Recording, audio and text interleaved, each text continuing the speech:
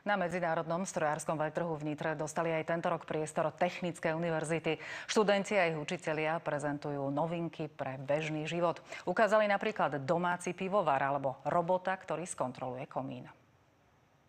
Peter Kukučík je študentom Strojníckej fakulty Žilínskej univerzity. V diplomovej práci navrhol v spolupráci s univerzitou diagnostického robota na zisťovanie nedostatkov v komínoch.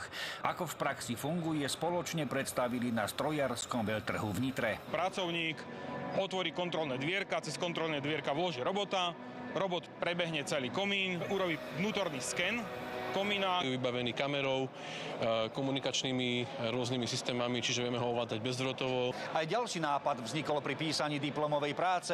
Vďaka nemu je možné vyrobiť si pivo z pohodlia vlastnej obývačky.